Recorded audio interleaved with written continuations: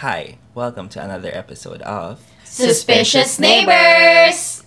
Fast forward na ikaw na si CJ Cancino now, syempre nagkaroon ka ng highs and lows sa career mo, especially the injuries mo na na-encounter, na 2 beses mo siyang na-encounter. Nung time na yon, anong nafe-feel mo? Nung first encounter, syempre, nung unang na-feel ko lang nun, parang a year ako hindi makapag-basketball. Ang naalala ko, yung sinasabi ko, hindi ako makapag-basketball. Yun yung sinasabi ko eh. Hindi na ako mag-basketball, matagal ako hindi makapag-basketball. So, yung time na yun yung iniiyak ko na hindi ako makapag-basketball. Shock siguro, sobrang frustrated niya, no? After doing yung basketball almost all his life, tapos biglang... Well, part yun ng ng process siguro kasi yung mga naririnig kong actually hindi sorry, yung mga teammate ko naririnig ko parang minsan naiinis ako na ganun yung mindset nila na parang trabaho to ng trabaho si tapos magkakasakit lang. Yung tipong parang gusto ko sabihin na tamad ka lang tapos idadamay mo si ganyan dahil masipag siya. Parang nainis, naalala ko lang yung sinabi sa akin. Tawa lang ako noon, sabi ko, oo nga eh. Hindi ka lang ganyan kasi pag gusto mo pare-pareho lahat. Yeah. Parang na-invalidate yung hard work niya porket nagkasakit kasi parang masyado siyang committed dun sa fact. Ano yung palagi mong mindset kapag nagkakaroon ka ng injury? Ako, ang iniisip ko lang palagi, wala akong choice. Parang it is what it is. Parang, okay, wala naman na akong choice eh. Ganon din naman sa ibang bagay. Pag nag-try ako ng ibang bagay, back to zero din. So, dito na lang ako kasi kabisado ko naman na to eh. Na-establish na ako dito. Then, wala na akong choice. Buti na lang hindi ka nawalan ng gana, no? Parang... parang medyo kabisado ko na din yung sarili ko na may times na drain ka na okay, shit, may pupuntahan ba to? Parang pag naisip ko na yun, alam ko na gagawin ko doon. So, ang ginagawa ko doon, minsan nag-step back muna ako. Parang, okay, relax muna ako. Hindi ko muna isipin yung basketball. Kalaro muna ako, ganito muna yung gagawin ko. Basta, cancel muna yung basketball. Mga kahit isang araw lang. And then, alam ko na yun, kinabukasan, okay, babalik na yun. Parang lagi ko lang iniisip na kasama sa process yung ups and down na hindi palagi nasa taas. Yung mga taong nasa paligid natin, makikinig lang yan eh. Magsasalita lang yan eh. So at the end of the day, ikaw pa rin yung magde-decide para sa sarili mo. True. Yun yung isa sa akin, nakainis niya sa akin, kaya siguro hindi ako ma-share masyado. Kasi sinasarili mo. Siguro kasi alam ko na rin yung gagawin eh.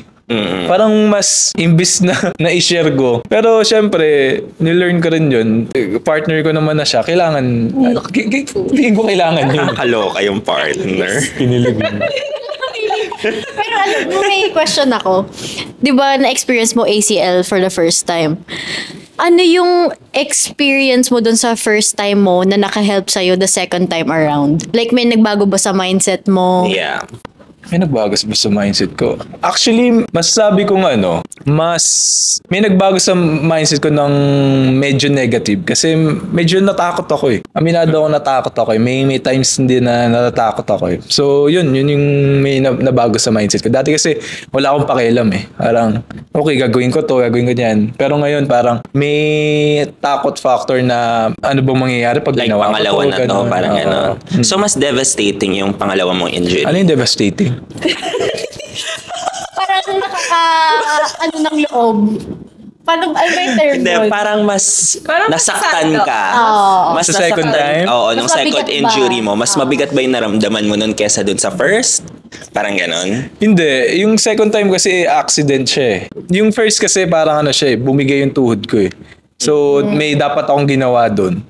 Dapat nagbuhat ako, ganon. May what ifs ako dun eh. Nung second, wala eh. Aksidente siya eh. So, hindi ako devastated dun sa part ng second. Pero syempre, may times din na natatalo kayo sa game. So, what keeps you motivated kapag natatalo kayo? Siguro yung feeling lang na nananalo. Noong una, hindi ko maintindihan na nung mga nag-champion na coach namin, parang pag nanalo kayo, babaguhin yan yung buhay nyo. Parang yung nasa isip ko agad nun, hala, bibigyan kaya kami ng ganitong bagay? Parang more on materialistic yung naiisip ko kapag sinasabi nilang kapag nag-champion, Babago yung babaguhin. buhay. Oo. Actually, hindi yun eh. Hindi pala yun.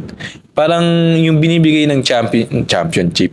Yung binibigay ng championship, everyday mindset siya na yung feeling na parang kahit konting bagay gusto mong manalo, parang pagising pa lang sa umaga, papatalo ka ba sa alarm clock or mananalo ka? Yung mga simpleng bagay na yun yung na-realize ko na yun pala yung gustong paramdam sa amin nung sinasabi nilang babaguhin yung buhay niyo ng championship. How do you want people to remember you? Sinabi ko na to pero feeling ko mas maunang mapapanood to eh. So guys, abangan niyo yung documentary ko. Sinabi ko to doon pero feel ko mauna to eh. So, siguro dahil maraming ako pinagdadaanan and marami din nagsasabi sa akin na paano ko nakayanan yung mga ganong bagay. Gusto ko lang maging tatak sa akin siguro na pag may mga kunyari na injury, si CJ nga nakabalik ng 100%, pat ako hindi ko kaya. So, yung mga ganong bagay lang na makapagpalakas ng loob nila. Tignan nila na yung mukha ko.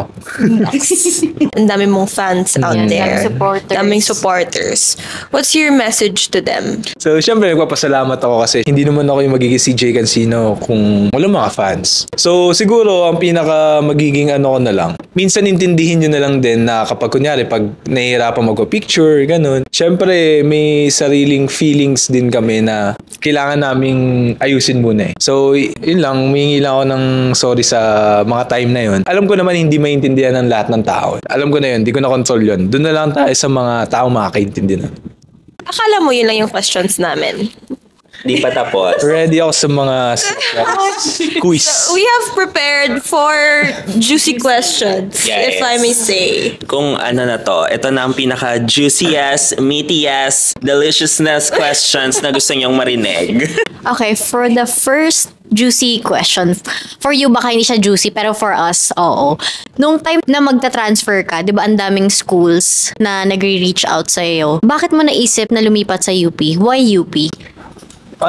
Parang feeling din talaga eh. Pinagdi-decidean ko nun, UP or Lasal. Parang Lasal kasi nga galing akong Lasal Araneta. And then UP, parang feel ko lang talaga eh. Hindi ko masabi kung bakit. Pero parang feel ko lang na parang okay, dito ako sa UP. Doon ka tinatawag. Oo, parang Pero, kamusta? How was the journey with UP? well, sa UP masaya. Sobrang welcoming nung lahat ng tao. Yung mga taong akala mo sobrang tataas na, sobrang mga humble, sobrang makakausap mo sila ng maayos. Talagang minsan ako nga yung nahihiyang lumapit eh. Parang ako yung nahihiyang kumausap sa kanila eh.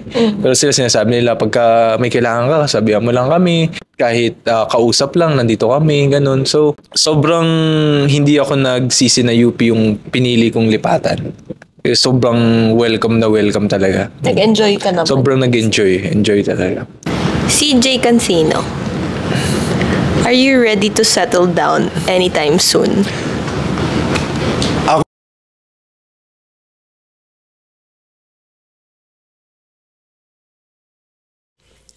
To hear more about this episode, click the link and visit our Spotify channel. See you there!